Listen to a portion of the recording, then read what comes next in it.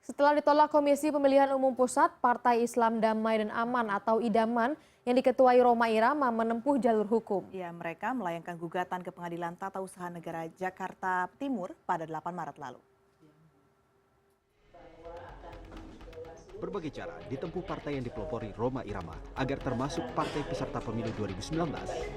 Namun upaya itu kandas di tingkat Bawaslu. Pada 5 Maret lalu, Badan Pengawas Pemilu menolak gugatan 3 partai yang tidak lolos sebagai peserta pemilu 2019, yaitu Partai Idaman, Partai Suara Rakyat Indonesia, dan Partai Rakyat.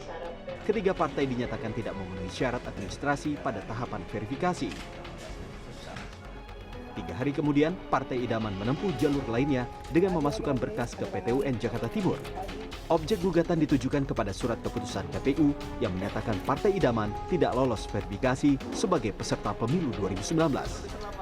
Kami mengajukan gugatan setelah beberapa sidang mediasi dan adjudikasi di Bawaslu. Lalu juga kita sedang melakukan gugatan ke DKPP tentang pelanggaran etik. Dan kali ini kita mendaftar ke PT UN untuk katakanlah melaporkan pelanggaran administratif, kode etik dan tentang pelanggaran hukum terhadap pelaksanaan tugas negara yang tidak baik di dalam pemilu ini.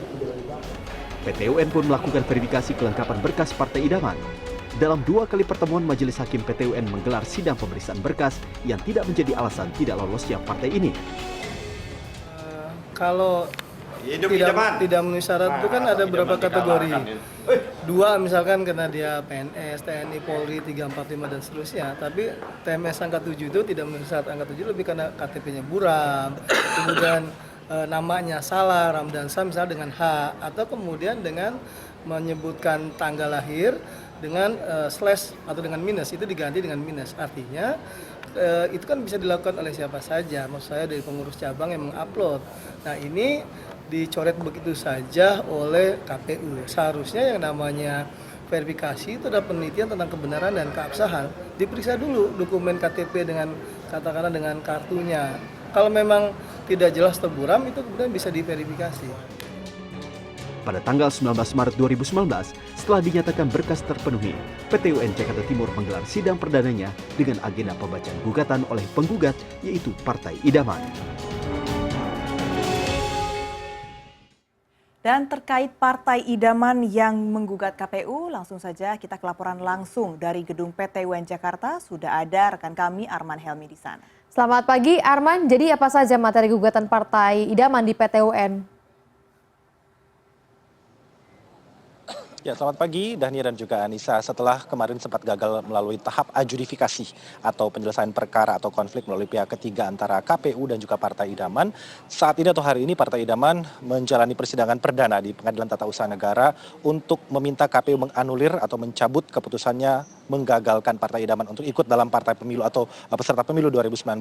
Untuk mengetahui lebih lanjut seperti apakah materi gugatan dalam persidangan nanti, bersama saya saat ini sudah ada Sekjen Partai Idaman, yaitu Bang Ramdansyah.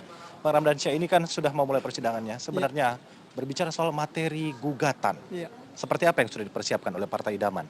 Pertama, materi gugatan di Pengadilan Tata Usaha Negara itu kan berdasarkan perintah dari atau payung hukum dari Undang-Undang Pemilu atau Peraturan Mahkamah Agung nomor 5 tahun 2017 bahwa 5 hari setelah pembacaan putusan kami dapat melakukan banding ke Pengadilan Tata Usaha Negara.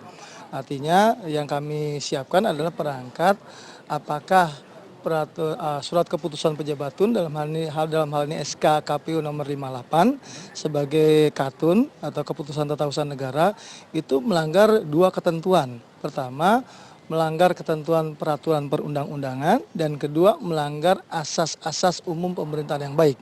2 hal ini yang kami jadikan materi gugatan dan kemudian dengan beberapa alat bukti yang kami persiapkan seperti yang ada di belakang ini.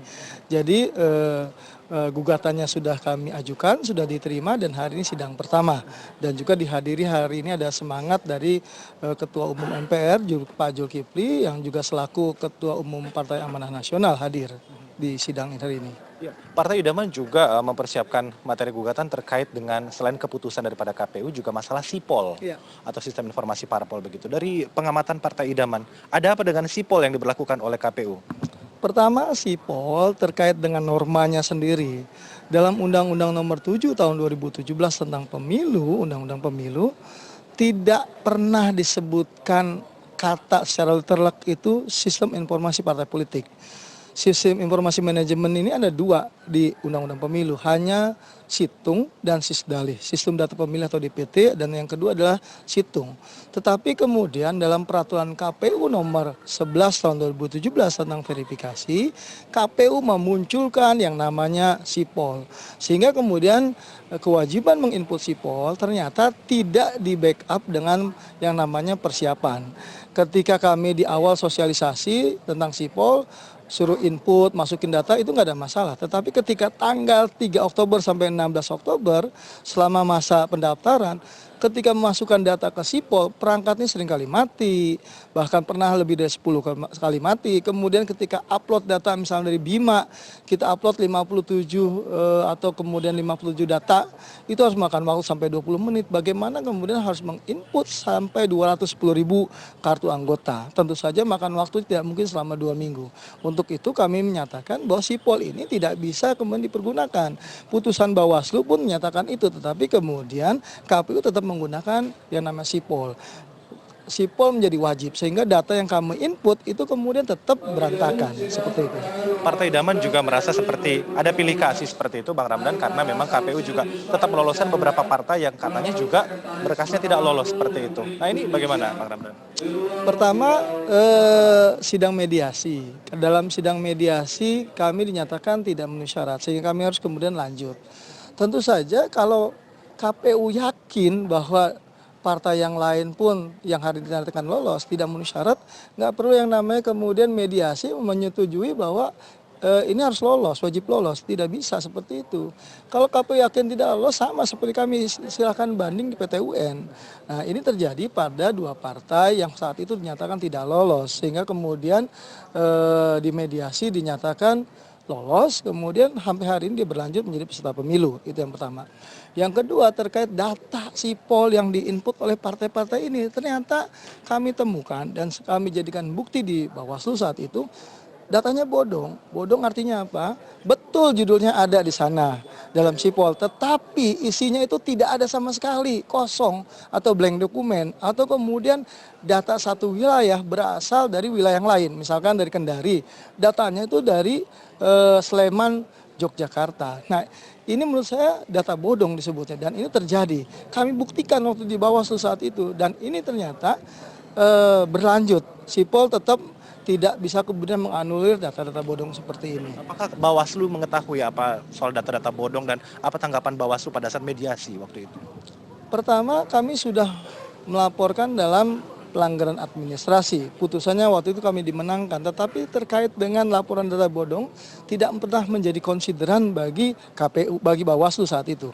Yang kedua, kami melaporkan pelanggaran administrasi kembali bahwa data-data yang di-upload dalam sipol KPU, kami bandingkan dua partai politik dengan data real yang kami dapatkan di daerah Provinsi Maluku Utara misalkan, itu ternyata datanya tidak sesuai. Satu partai ini konsisten tidak sesuai dibandingkan dengan partai yang A katakanlah, ternyata konsisten sesuai semua dengan data pembanding yang kita dapatkan dari kantor PKK misalkan, atau kantor undangan dari pihak kecamatan, itu konsisten.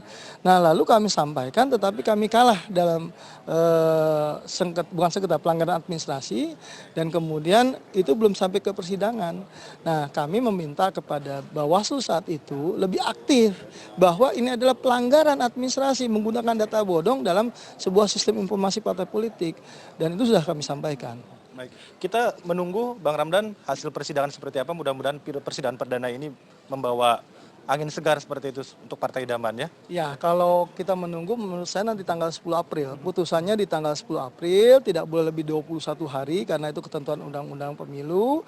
Dan yang kedua, hari ini hanya pembacaan gugatan saja. Belum, nanti hari Rabu agendanya pembacaan jawaban dari KPU dan seterusnya.